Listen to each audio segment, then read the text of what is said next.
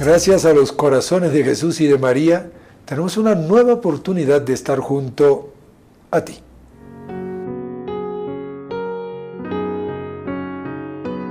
La frase mariana del día.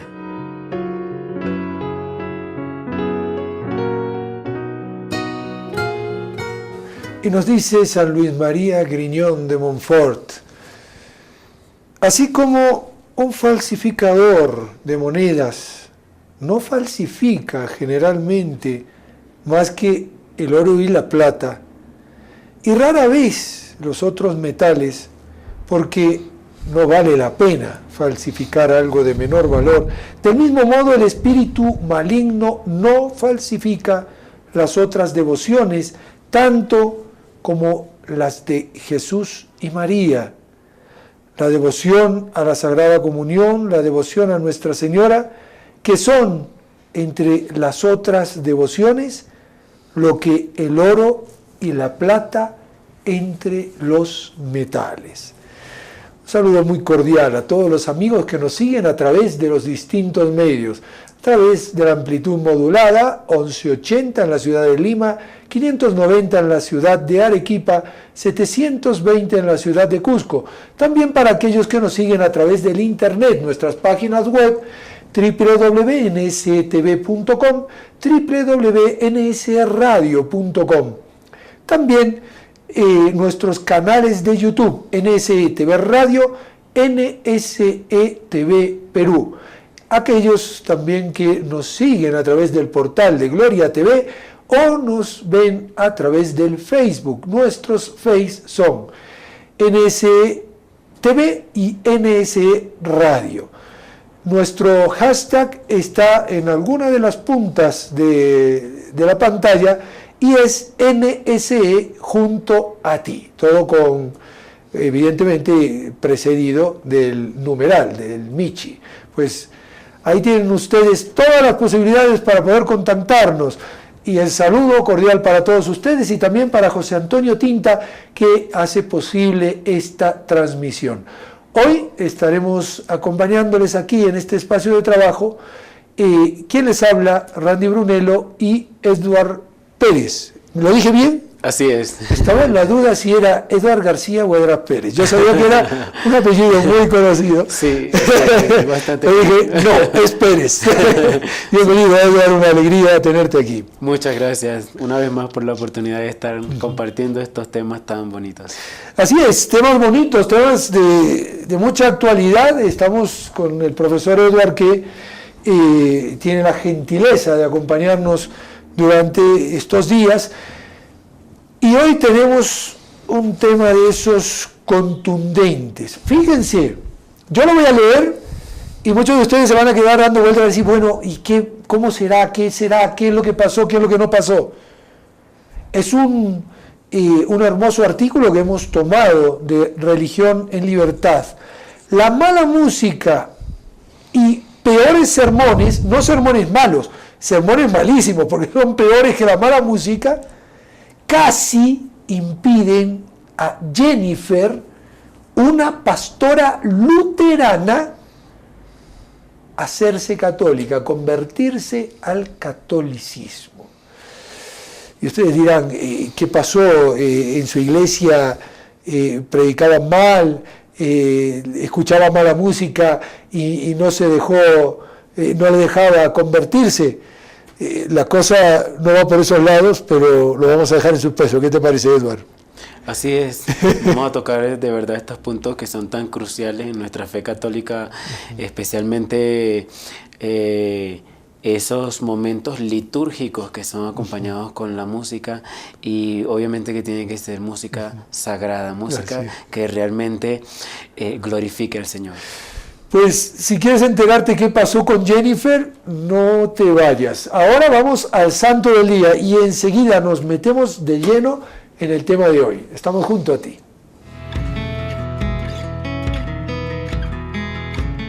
Estimados amigos, reciban un cordial saludo. Hoy es 9 de agosto y la Santa Madre Iglesia nos recuerda a Santa Teresa Benedicta de la Cruz o Santa Edith Stein. Nació en Breslau en 1891, una ciudad que perteneció a Alemania y que luego pasó a Polonia. En la adolescencia dejó la religión judía porque no encontraba en ella sentido a su vida. Más adelante llegó a ser una brillante estudiante de fenomenología en la Universidad de Göttingen y el filósofo Husserl la elogió y la escogió antes que a Martin Heidegger, uno de los filósofos más importantes del siglo XX, como asistente de cátedra. Finalmente, Edith recibió el título de Filosofía de la Universidad de Friburgo. Por su alto sentido de la solidaridad, se enlistó en la Cruz Roja como enfermera durante la Primera Guerra Mundial, destacando por su amabilidad, servicio y dominio de sí misma. En 1921, Edith decide acompañar a una amiga que había quedado viuda y se quedó impactada al encontrarla con una gran paz y fe en Dios. Es así que deseó conocer la fuente de estas gracias y empezó a leer en casa de la viuda la biografía de Santa Teresa de Jesús. Entró en un estado de crisis profunda y a la vez de purificación hasta que meses después decide ser bautizada. Busca la ayuda de un sacerdote y recibe el sacramento en 1922. Al ser católica se siente más judía porque encuentra en Jesucristo el sentido de toda su fe y de su vida. Pero poco a poco va brotando la inquietud vocacional en ella mientras es acompañada por su director espiritual. Ingresa a trabajar como maestra en la Escuela de Formación de Maestras de las Dominicas de Santa Magdalena. Dicta conferencias, traduce libros, destaca profesionalmente y por momentos se escapa para encontrar paz en la abadía benedictina de Burón. Las situaciones políticas en Alemania empiezan a empeorar para Edith. No se desanima, ingresa al Carmelo, que había sido su sueño por muchos años atrás, y dejando la fama. El 15 de abril de 1934 toma el hábito carmelitano y cambia su nombre a Teresa Benedicta de la Cruz. La situación para los judíos empeora y Edith pide ser trasladada para evitar peligros a las religiosas del lugar. Es enviada a una comunidad en Holanda junto con su hermana Rosa, quien también se había convertido al cristianismo y servía como hermana lega.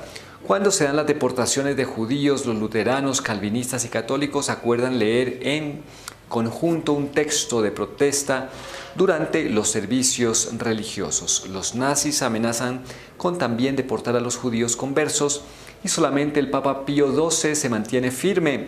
Las fuerzas nazis de ocupación declaran a todos los católicos judíos como apátridas. Un cuerpo militar nazi ingresa al convento carmelita y se lleva a Edith con Rosa. Al salir, la santa toma de la mano a su hermana y le dice: ven, vayamos por nuestro pueblo.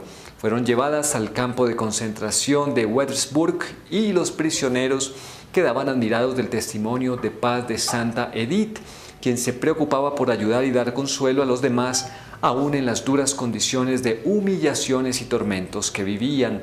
Son enviadas a Auschwitz junto a unos 1000 judíos y llegan al campo de concentración el 9 de agosto de 1942. Inmediatamente, los prisioneros son conducidos a la cámara de gas y Santa Edith parte a la casa del Eterno Padre, ofreciendo su vida por la salvación de las almas, la liberación de su pueblo y la conversión de Alemania. Santa Edith Stein fue canonizada por San Juan Pablo II en 1998, quien le dio el título de mártir por amor, y en octubre de 1999 fue declarada copatrona de Europa. Santa Teresa Benedicta de la Cruz, Santa Edith Stein, nuestro santo para el día de hoy.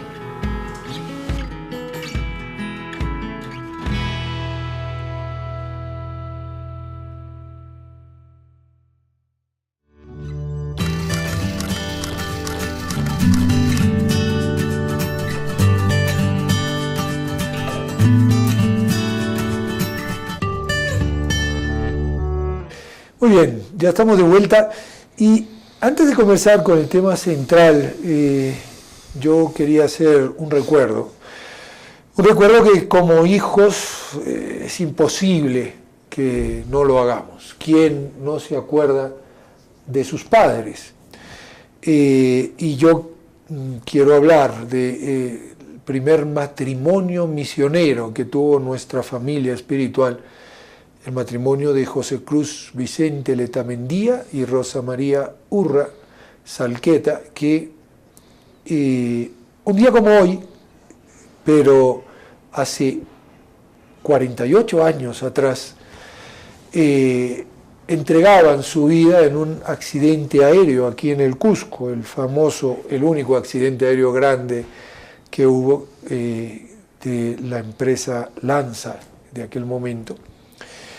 Y ellos fueron, sin duda, esa primera semilla. Nuestro padre Molina muchas veces lo dice, incluso en sus prédicas, y llega a llamarlos, en un sentido, digamos así, amplio, un matrimonio santo, ¿no? Y verdaderamente ahora que hemos estado hablando con gente que los conocía para poder hacer un pequeño documental de ellos, uno se da cuenta de la virtud que había en este matrimonio, que bueno, han sido los primeros y gracias a Dios no han sido los últimos, ni lo serán, ¿no? Así es. Y el matrimonio Letamendía, que bien al recordarlos nos hacen reflexionar y pensar un poco sobre las palabras de nuestro Señor. Si el grano de trigo no muere, no puede dar fruto.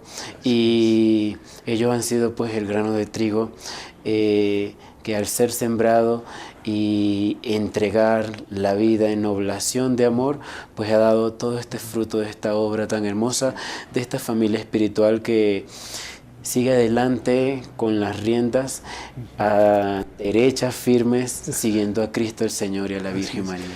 Y fíjate que, bueno, tal vez la gente, no sé si los conozca tan a fondo, porque uno habla siempre más por ahí del padre Molina, que ha sido como el motor primero, y de la hermana Josefina, que estuvo durante más tiempo con el padre. La hermana Josefina ingresa también en 1970. Ella es la que tiene que anunciarle al padre Molina que los Letamendía, así se les conocía. Curiosamente, el padre bautizó a José Cruz con su apellido materno, no le llamaba Vicente, que era su apellido, digamos, paterno, sino que le llamaba Letamendía, y conocemos al matrimonio como los Letamendía. Pues la hermana Josefina fue la encargada de decirle al padre que habían fallecido en el accidente aéreo, y además algunas otras pinceladas. José Cruz y Rosa Mari se casan, y nada más casarse, a los pocos días viajan al Cusco. Una entrega incondicional, o sea, nada de luna de miel, nada de, bueno, primero vamos a sentarnos nosotros, no, misioneros desde el primer instante de su matrimonio. Una envidia santa para los que no hemos podido dar el paso así, porque ciertamente eso muestra la voluntad férrea y además la convicción de la vida evangélica, ¿no?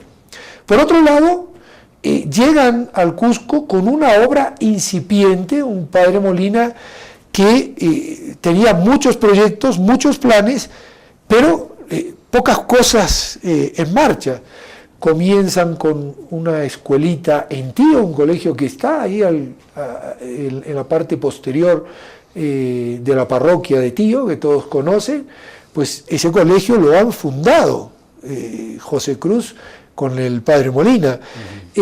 Comienzan con la actividad de los talleres, se funda en ese momento un taller escuela que luego desencadenará en dos ramas: la rama educativa desde inicial hasta secundaria, Colegio Industrial San José Obrero, o sea, Colegio Técnico de San José Obrero, que todavía sigue en marcha y muy pujante, del cual Eduardo es profesor, sí.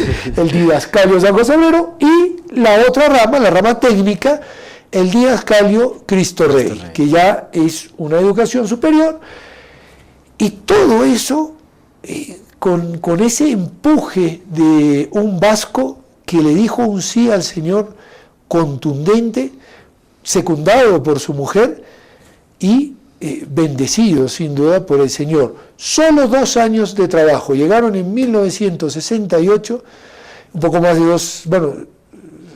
2 años, porque llegan en febrero del 68 aproximadamente, y en agosto del 70 ya entregan su vida al Señor. Qué hermoso. Y uno dice, ¿pero tanto así? Claro que sí, porque cuando la vida se vive intensamente no necesita largos años, ¿no? Sí, a mí me impresiona mucho la potencia del bien. Cuando yo doy ese sí, lleno de bondad, lleno de amor, lleno de gratitud, con energía, con valentía, con tenacidad, pues ese sí explota en expansión y se hace vida, da vida, florece alrededor en toda la sociedad. Y esto es precisamente lo que ha pasado con este hermoso matrimonio que ha entregado su vida pues a Dios de esa manera incondicional, sin establecer, sin poner condiciones al amor.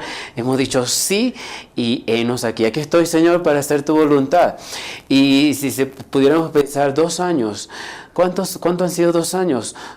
Poco, pero es poco tiempo, y al mismo tiempo reflexionamos sobre la grandeza de todo el bien que han podido hacer, y al mismo tiempo como este bien que ellos han sembrado se ha expandido de una manera tan radiante, tan hermosa hacia la sociedad y en el tiempo. Claro. Es hermosísimo, de verdad que sí. Pues ahí está nuestro sencillo recuerdo, un recuerdo que no podíamos dejar pasar porque están en nuestro corazón, porque son parte nuestra.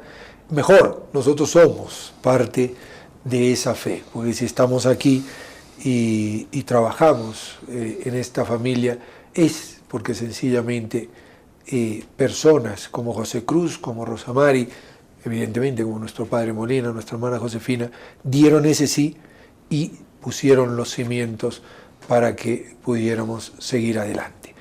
Fíjense que José Cruz y Rosa Mari, iba a decir, pueden ser la antítesis justamente de la historia que vamos a contar, porque ellos fueron siempre católicos convencidos. Y ahora vamos a hablar de Jennifer Ferrara, que vivió toda su vida en el luteranismo. De hecho, su padre, su abuelo, su bisabuelo han sido pastores luteranos. Ella siguió la tradición de la familia y, convencida de sus principios y con la apertura protestante a la ordenación de las mujeres, dio el paso adelante y se ordenó también como pastora protestante, como pastora luterana. Sin embargo, algo le hizo cambiar y mirar a la Iglesia Católica como la que verdaderamente tenía todo el tesoro de la fe de Cristo. Esto no fue fácil para Jennifer, Lamentablemente, la forma de celebrar la Eucaristía en algunas parroquias le frenó a la hora de dar el paso hacia su conversión. Y esto es algo que nos tiene que hacer meditar y temblar, iba a decir, porque ella, que venía del luteranismo y que descubre, buscando la verdad, que esa verdad está en la Iglesia Católica, no podía creer cómo algunos sacerdotes celebraban la Eucaristía. Pero vamos a dejar que Jennifer lo diga. Casada con 3 hijos, vive Jennifer en Pensilvania, Estados Unidos. Y siempre ha sido una persona que ha buscado la verdad y el auténtico rostro de Cristo toda su vida, sin importarle lo que tuviera que dejar atrás. Una persona convencida de la verdad. En esto parecidísima a nuestros Letamendia. Lo cierto es que un día leyó en una web luterana un comentario que la dejó noqueada. ¿Qué comentario? las iglesias de verdad no matan bebés. Claro, este comentario venía a raíz del apoyo que la iglesia luterana estaba dando al aborto. Sin duda ella no estaba a favor del aborto, pero se dio cuenta de la deriva en la que estaban desembocando algunas ramas y denominaciones protestantes. Su camino a Roma comenzó allí.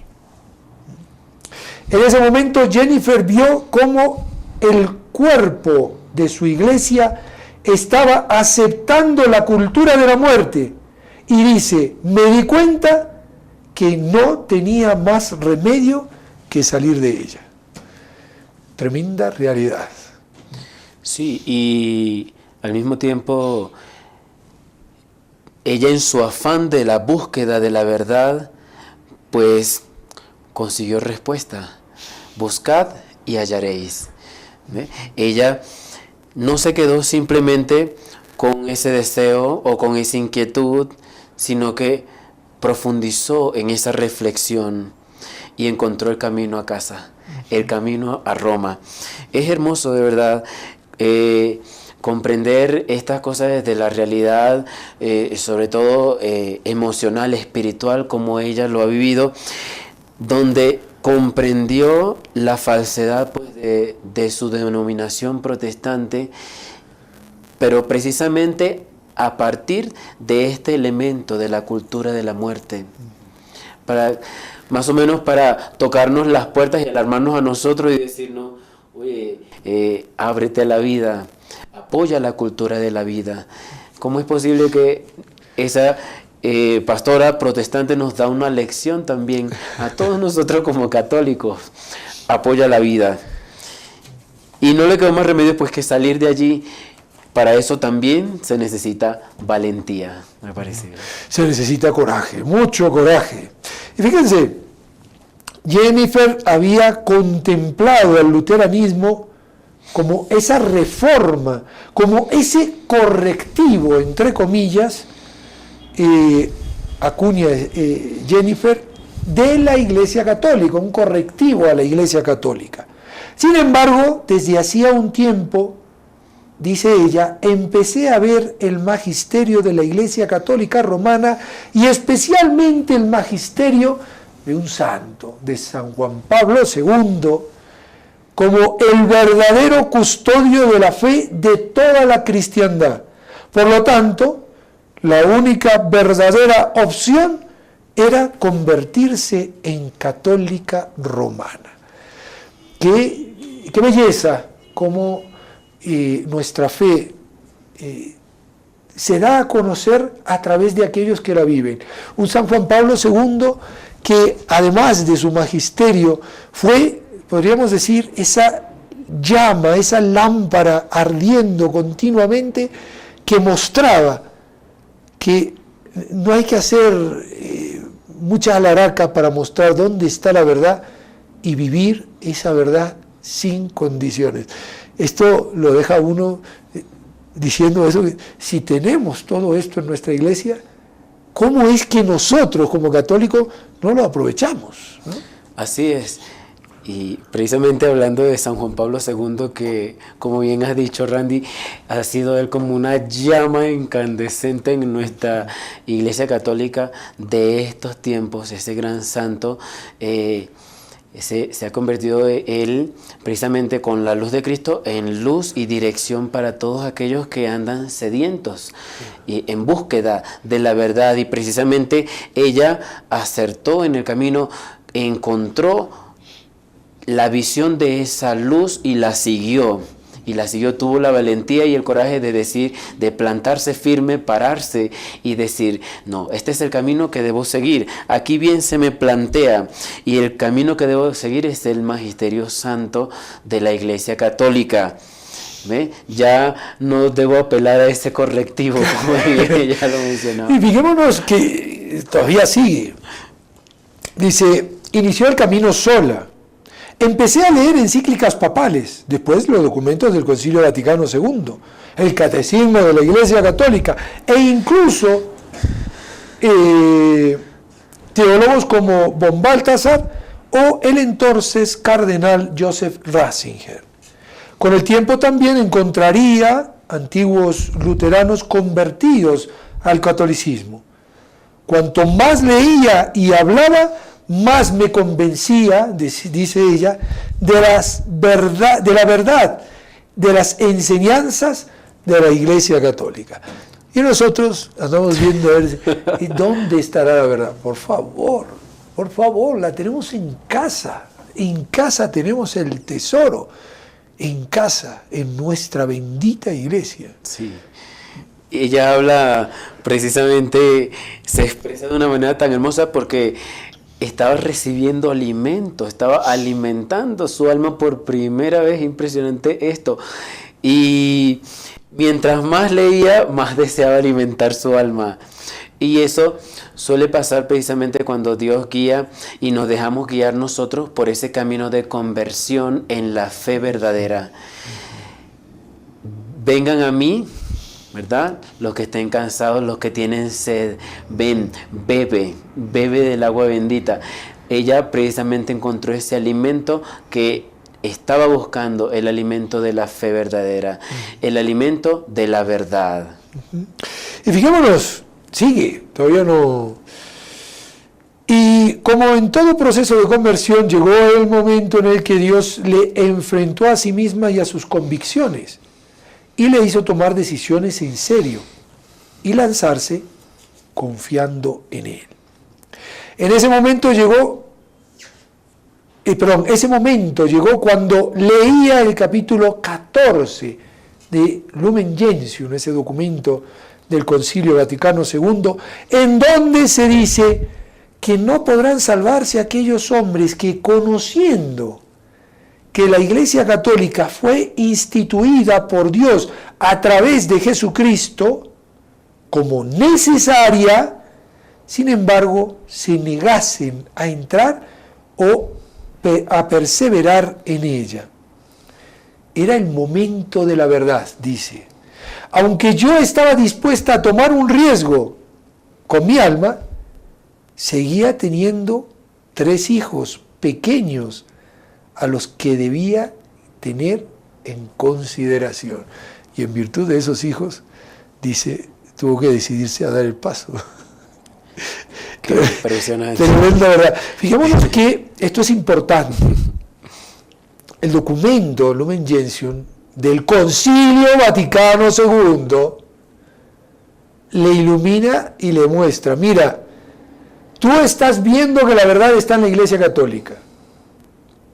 Si no te decides a hacerte católica, entonces lo que va a suceder es que corres el riesgo de perderte. Te pierdes tú, pero el problema está en que vas a de repente arrastrar en la perdición también a tus hijos. Y eso le mueve el corazón de madre y dice, esto no puede ser. El amor de madre, el amor de madre le dio una lección en ese instante.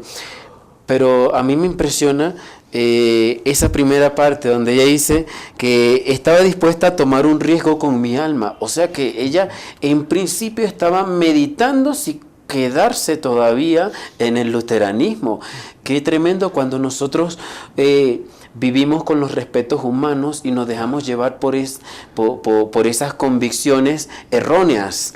Entonces eso nos lleva de pronto por caminos errados a tomar decisiones que no son las más convenientes. Pero ella encontró la valentía y encontró el impulso para dar el paso definitivo en el amor a sus hijos. Fíjense, el amor de una madre lleva a tomar decisiones que son trascendentales, no solo para su vida, sino también para la de sus hijos. Y dice, la situación era difícil. En ese momento yo estaba en proceso de conversión, pero luchaba cuando tenía que tomar una decisión, puesto que debía renunciar a mi ordenación. Ella sabía que se hacía católica y dejaba de ser pastora. Y fíjense, aquí podríamos decir, no podría haber ella impulsado la ordenación femenina, no, ella supo, y más adelante lo va a decir, que esa renuncia era algo que debía hacer. Y ahí está lo bello, porque muchas mujeres dicen, hey, ¿por qué las mujeres no son ordenadas en la Iglesia Católica? Esta mujer ordenada renuncia a su ordenación para hacerse católica. Eso es una maravilla, ¿no? Eso nos abre. Y entonces dice, en otras palabras, que si tenía que tomar parte de la Iglesia Católica, tenía que valer la pena el hacerlo. Claro, porque iba a dejar de ser pastora. Fíjense que viene C.S. Lewis, el autor de la saga de Narnia, viene a su ayuda, curiosamente, con una cita. Este autor, conocido por las Crónicas de Narnia y por el libro Cartas del Diablo a su sobrino, vino en su rescate con una cita que ya es clásica en él, y dice, la dureza de Dios es más amable que la suavidad de los hombres, y su pasión es nuestra liberación. Solo que esa pasión de Dios operaba a través de mi conciencia y me conducía a los brazos de la Iglesia Católica. Por fin Jennifer y su familia se lanzaron a la aventura de conocer más a fondo la vida y la liturgia católica. Un converso, Lewis, viene a ayudarle en su conversión. Allí nos damos cuenta también, a mí, bueno, me impacta un poquito aquí el detalle de cómo ella encontró ayuda en las lecturas de otro converso. Y volvemos otra vez a la potencia que tiene el bien. Cuando nosotros hacemos algo que está impregnado del amor de Dios, pues eso tiene una potencia infinita y nosotros no comprenderemos cuál es el alcance que eso tiene hasta que pues Dios nos lo muestre en el cielo, esperamos. Pero así sea lo más sencillo, pero eso lleva el amor de Dios, lleva la potencia infinita. Quiero pensar este autor de las Crónicas de Narnia que esas citas tan sencillas pero llenas de Dios iban a impulsar a esta luterana a encontrar su camino de conversión y seguirlo. Pues, ¿quieren seguir cómo sigue la historia? No se vayan. Vamos a hacer una breve pausa y enseguida retornamos. Estamos junto a ti.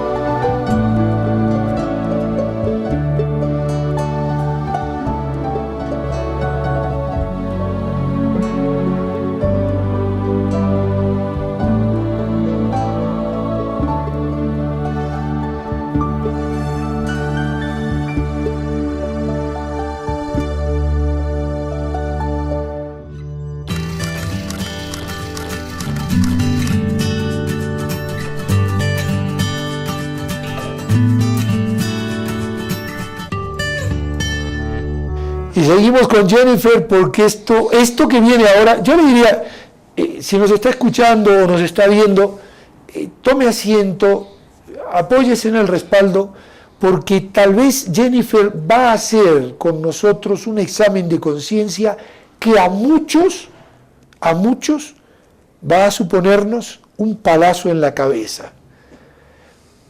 Primer punto que dice Jennifer: los católicos no usan perchero. Y usted dirá, ¿y qué tiene que ver perchero con la fe? Tranquilo, escuche. En primer lugar, acudieron a la parroquia más cercana a su casa. Comentaba con cierta sorna que lo primero que notó al entrar en un templo católico fue la ausencia de perchero. ¿Y qué tiene que ver esto? Ahí lo cuenta, espere. Y comenta que los católicos, a diferencia de los luteranos, rinden culto con sus abrigos, dando la impresión de que están haciendo una parada en boxes obligatoria, como la hacen los coches de Fórmula 1. Esto quiere decir que cuando vamos a la iglesia, vamos de paso. Yo no quiero estar aquí, pero tengo que estar, porque hay un mandamiento que dice que tengo que escuchar misa el domingo. Pero para demostrar en cierta forma que yo no quiero estar aquí, me quedo con mi abrigo, porque apenas termina esto, piecitos, ¿para qué te tengo? Y que cuanto más rápido termine, mejor. Claro. Es precisamente una lección que nos está dando a todos nosotros esta conversar catolicismo. Cómo en muchas parroquias suele pasar esto, que las personas están solo de paso y les pican los pies por querer irse, de pronto les incomoda si de pronto la Santa Misa dura 1 hora o más Dios mío, tiempo. ¿cómo 1 hora? Esto es una locura. Sí, y esto suele pasar mucho en nuestra parroquia. Es lamentable, de verdad, que se dé mucho ese sentir dentro de nuestras parroquias católicas, y precisamente viene Jennifer a darnos una lección sobre este punto. ¿Cómo es posible que, siendo nosotros católicos y que nuestro centro principal de culto al Señor deba ser la Santa Misa, y precisamente que yo no quiero pasar tiempo allí? Claro. Pues mire que nos ha dado una cachetada. Fíjense, primer cachetón, pero viene el segundo, tranquilo, tenemos para más, no hay problema. Usted póngase el casco mejor. Además de estar sentado, esté con un casco puesto, porque los palazos van a seguir, ¿eh? Con esos ojos luteranos, sigue comentando ella, después de la misa, la mayoría no se detienen ni a hablar, sino que salen a la carrera para ser los primeros en salir del parking. Claro, las parroquias en Estados Unidos tienen cercanos siempre estacionamientos, pero nosotros aquí hacemos lo mismo, ya salimos corriendo porque quiero ser el primero en llegar a comprar el pan en la panadería de enfrente, no sea que después me encuentre con la cola o con la fila de una escuadra, y no hablo con los parroquianos porque o sea, él viene a la misa aquí, pero es su vida y yo la mía. Y el segundo punto, que también lo comento unido, porque vale la pena, para rematar, con cierta tristeza, su conversión al catolicismo, piensa ella que va a requerir algunos ajustes, como renunciar a ese sentimiento protestante de pertenencia a una comunidad muy unida. Claro, todo esto iba haciéndola temblar. Es decir, nuestro mal ejemplo era para ella un freno de decir, bueno, aquí está la verdad, pero esto no la viven. Me hace recordar aquellas palabras que citaba mucho nuestro padre Molina de Gandhi, Mahatma Gandhi. Me gusta Cristo, no me gustan los cristianos, huelen mal. Ya aquí sí sentimos el palazo durísimo. Tremendo, es tremendo de verdad la lección que nos ha dado ella con sus palabras.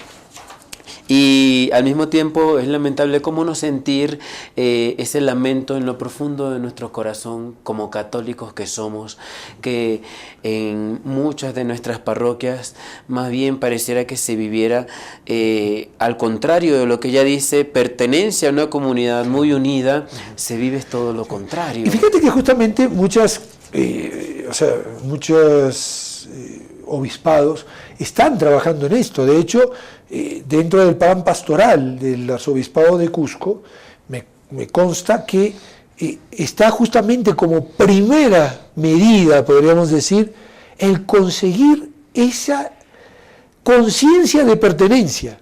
Yo pertenezco a una parroquia, y esto nos pasa mucho. Ay, no, es que a mí me gusta tal iglesia, o me gusta la misa de tal sitio. Pero es que usted pertenece a una parroquia, usted tiene una pertenencia que no es solamente una pertenencia física, es una pertenencia espiritual. Estoy enlazado a través de la iglesia con mi parroquia. Así es, así es. Y eso no lo entendemos, eso es algo que nos cuesta horrores, ¿no? Nos cuesta, pero de una manera bárbara, comprender que pertenecemos a un sagrario específico y nos debemos a la adoración como soldados de Cristo en ese lugar donde el Señor nos ha llamado a servir, en comunidad, en esa parroquia donde me toca a mí y donde el Señor me ha plantado para que dé fruto y dé fruto abundante con la semilla de su amor, precisamente. Pero imagínense cómo hacemos si más bien a veces estamos esperando ni siquiera que el sacerdote diga podéis ir en paz. Y estaba pensando en eso, y lo he visto más de una vez, incluso a veces hasta piecito para que te tengo antes de que dé la bendición. Ya el cura se sentó un ratito para hacer, como quien dice, la última reflexión, sí. y adiós. O sea, ¿para qué voy a escuchar la oración de conclusión, la oración de después de la Eucaristía? No, ya vámonos, que ya la misa terminó. Somos así, hay que reconocerlo. Esto es un examen de conciencia que nos está haciendo Jennifer. Pero sigue, tranquilo, sigue. Vaya poniéndose un poquito de cremita antigolpes para los próximos palazos, porque la cosa sigue. Los bancos en semicírculo. No todo acaba ahí. En su parroquia, como en multitud de templos católicos de todo el mundo, los bancos estaban puestos en semicírculo. Elegimos para sentarnos unas bancas laterales y pronto descubrí el problema de esta configuración. Fíjense, el respeto y la importancia que le daba a la liturgia le va haciendo caer en la cuenta de todas estas cosas. Pasé la mayor parte de la misa mirando a los feligreses que tenía enfrente en vez de ver el altar y lo que se celebraba en él. La forma de vestir, los gestos que tenían, sus habilidades como padres. Esto se convirtió en una gran tentación, especialmente durante la homilía. Fíjense lo que va a decir ahora. Este palazo viene para todos, amigo, tranquilo. Especialmente en la homilía, que duró 20 minutos y que no estaba muy preparada. Una homilía floja era algo lamentable desde el punto de vista de una pastora, hija, nieta y bisnieta de pastores y predicadores. Mi padre, comenta Jennifer, que durante muchos años enseñó homilética, ya me advirtió: si vas a predicar sin papeles, tienes que tenerla mucho mejor preparada. Lamentablemente, muchos sacerdotes no parecen saber esta regla. Aquí viene para todos, ¿eh? Verdad que no somos curas nosotros. Sí, empezando por ahí. Pero al mismo tiempo, como a veces nosotros hasta nos quejamos de la homilía lleva 5 minutos y ya estamos diciendo, oye, pero este cura sí habla, que tanto habla. Sí. ¿Ve? Y eso dice mucho en ocasiones, nuestra desnutrición espiritual. ¿Cómo necesitamos? Pues Dios, nos va alimentando Dios poco a poco con lechecita, ¿verdad? Pero cuando viene a darnos el plato fuerte, pues entonces, ¿y cómo hacemos? Y nos quejamos. Es importante ir reflexionando sobre todas estas realidades a partir de las lecciones que nos está dando esta hermana nuestra, ahora católica. Y fijémonos que ya tenía el olfato de la verdad. Es decir, ella está viniendo del luteranismo, pero tenía ese olfato de decir, la verdad está en la Iglesia Católica y esta verdad tiene que tener una cara, una forma, un modo de celebrar la liturgia, no puede ser de otra manera. Y entonces sigue Jennifer. Después se fijó en la música, una mujer cantando desafinado en el ambón, acompañada de 3 guitarras. Eso era todo, dice. Además, las canciones no ayudaban ni a la celebración y mucho menos a la oración. No podía entender en que en una misa a la que acudían 1000 personas, no pudiera tener un coro, por pequeño que fuese. Mientras recordaba que mi primer destino como pastora fue una pequeña parroquia rural, con una asistencia promedio de 90 almas, pero con un coro de 5 personas muy bien formado. Fijémonos cómo va sacando conjeturas, ¿no? Optaron por acudir a otras iglesias católicas, pero en todas había la misma música que no ayudaba. Guitarras, baterías. La guitarra, tengamos en cuenta que lamentablemente no es un instrumento litúrgico. La batería mucho menos. Guitarra eléctrica ni hablar. Violín, órgano, flauta, esos instrumentos que ayudan a la armonía, eso sí, que valen. Y fíjense que ella lo tenía como de dentro, es decir, esta música no ayuda. Y esto para pensar, porque muchas de nuestras parroquias tienen músicas que son más para un concierto que para una santa misa. Esto es una triste realidad. Así es. Pareciera que intentamos nosotros adaptar la liturgia a lo que nosotros queremos, y no más bien lo contrario, sino seguir las directrices litúrgicas ya establecidas en obediencia a la fe. Eso es lo primero que me llama la atención. Es como si a la liturgia le faltase algo, hay que poner condimento, ¿no? Pero el Señor nos manda a hacer panes ácimos. Exacto. Si queremos ser de Cristo, pues tenemos que convertirnos en panes ácimos y ya quitar el condimento. Eso es lo primero. Pero también me llama mucho la atención sobre todo este punto en el cual ella habla de la feligresía y cómo es posible que no tuviera coro. Pero fíjate este punto que va a hablar ahora. Esto es tétrico. Escuchen.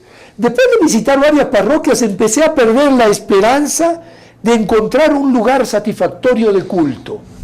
Y escuchen lo que va a decir ahora. ¿Quién hubiera pensado que mi problema con el catolicismo romano sería su aparente falta de respeto por la tradición? Ya, aquí ya me desmayó con este golpe. Esto es una tocando derecha que me ha dejado Ella ha dado exactamente en el clavo. La tradición. Hemos roto con la tradición. Y creemos que eso es parte de la mejora que propuso el Concilio Vaticano II. Esta mujer se convirtió con un documento del Concilio Vaticano II. No se olviden. Y está diciendo que la tradición es importante. Cuidado, ¿eh?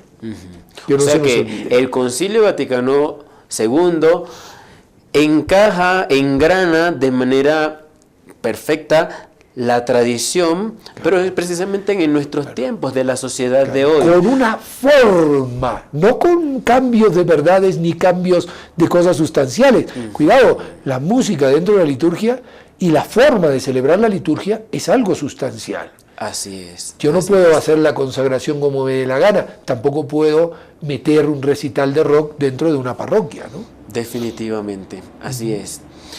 Y al mismo tiempo, el otro punto de cómo es posible que, siendo nuestra parroquia nutrida de fieles, pues dentro de esos mismos fieles no haya personas llenas de caridad y de valentía y decir, aquí estoy, heme aquí, Señor, claro, vengo a servirte. Yo vengo a servir a través de la música. A mí se me da bien tocar el órgano, mire, yo canto más o menos medianamente bien.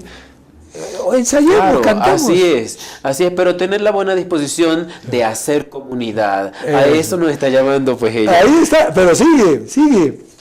Realmente eran conscientes del respeto que se debía a lo que estaban haciendo, se pregunta ella, a la celebración de la Santa Misa, donde nuestro Señor Jesucristo se hace presente realmente. Ella lo creía. Y no podía comprender cómo celebramos la misa nosotros. Me preguntaba si las personas que dirigían y participaban en el culto católico realmente creían en lo que la Iglesia enseña. Fíjense, una pastora luterana, por el amor de Dios. Tengo un amigo cuyo párroco en la primera comunión de su hija comparó la Eucaristía con una fiesta en la que se repartía pizza. Esto para que no se deslumbraran de lo grande que es la cosa, que en cambio sí lo vieran como algo que pudieran sentir. Y claro, uno escucha una cosa de esta y yo no entiendo cómo esta mujer se decidió a hacerse católica, porque verdaderamente... El Espíritu Santo, sí, la conversión del Señor. Jesús la llamaba. Esto fue un toque tumbativo, ¿eh? Así es.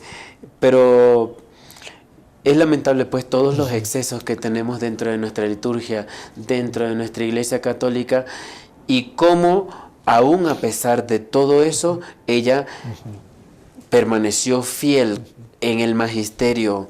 Dijo, tengo que ser fiel al magisterio, tengo que ser fiel a la tradición, y no me puedo apoyar en el testimonio o antitestimonio que me den las personas. Yo estoy buscando y encontrando a Cristo.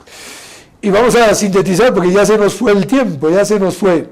Al fin de cuentas se decide, va a hablar con uno de los párrocos y le dice, padre, soy una pastora luterana y quiero convertirme, pero no encuentro un lugar para adorar a Dios. ¿Conoce usted alguna iglesia en la que haya música, pero que no sea de guitarra? ¿Usted cree que el cura se preguntó, oye, dígame ¿usted cree que la guitarra está mal? No, el cura le dijo, la primera pregunta, ¿por qué quieres convertirte al catolicismo? Jennifer dio algunas pinceladas sobre su desarrollo de conversión. Y entonces el párroco le dio la respuesta. Oh, bueno, en ese caso, usted debería ir a la parroquia del Santo Rosario. Y allí se fue. Y gracias a Dios, cuánto lloré, dice, al oír los himnos y cánticos fuertemente conmovidos por las voces de esa iglesia que suavemente cantaba. Entraban aquellas voces en mis oídos y de verdad se derretía mi corazón. Y con esto se inflamaba el afecto de piedad y corrían las lágrimas que me iban bien con ellas. Los feligreses tienen una actitud profunda de piedad y respeto por la liturgia que se está viviendo en cada momento, y el sacerdote colabora en ese respeto, porque ella había visto que muchos curas quieren hacerse los protagonistas en las santas misas. De verdad que esto es un motivo de reflexión muy, muy profunda. Y sobre todo es un llamado de atención para todos los que buscamos un protagonismo dentro de nuestras parroquias. Pues no, el protagonista es Cristo, el Señor, y yo soy su siervo, su esclavo. Como bien nos ha dado este hermoso ejemplo nuestra Madre bendita del cielo. Me impresiona mucho esa última parte del testimonio de su conversión, como el sacerdote la manda a la parroquia del Santo Rosario, como diciéndole, tu conversión está guiada de la mano de la Virgen María. La Virgen siempre está presente. Precisamente, siempre está presente nuestra Madre. Vamos a rezar las 3 Ave Marías porque el tiempo ya se ha ido. Le pedimos a la Santísima Virgen por las intenciones de cada uno de ustedes, las ponemos en sus manos y le decimos, María, Madre nuestra, por el poder que te concedió el Padre, líbranos de caer en pecado. Dios te salve María, llena eres de gracia, el Señor es contigo. Bendita tú eres entre todas las mujeres y bendito es el fruto de tu vientre, Jesús. Santa María, Madre de Dios, ruega por nosotros pecadores, ahora y en la hora de nuestra muerte. Amén. María, Madre nuestra, por la sabiduría que te concedió el Hijo, líbranos de caer en pecado. Dios te salve María, llena eres de gracia, el Señor es contigo. Bendita tú eres entre todas las mujeres y bendito es el fruto de tu vientre, Jesús. Santa María, Madre de Dios, ruega por nosotros pecadores, ahora y en la hora de nuestra muerte. Amén. María, Madre nuestra, por el amor con que te colmó el Espíritu Santo, líbranos de caer en pecado. Dios te salve María, llena eres de gracia, el Señor es contigo. Bendita tú eres entre todas las mujeres y bendito es el fruto de tu vientre, Jesús. Santa María, Madre de Dios, ruega por nosotros pecadores, ahora y en la hora de nuestra muerte. Amén. Ave María Purísima. Sin pecado concebido. Eso quiere decir que en algún sitio sí, seguro que hay alguna parroquia que vive la fe en serio. Ojalá que nosotros seamos contribuyentes para que nuestra parroquia sea así. Gracias, Edward, por acompañarnos. Gracias a ti, Randy, por esta invitación. También todos ustedes las gracias, también a José Antonio, que ha hecho posible que hoy estemos juntos. Y recordarles, en el fondo son los corazones de Jesús y de María que siempre quieren estar junto a ti.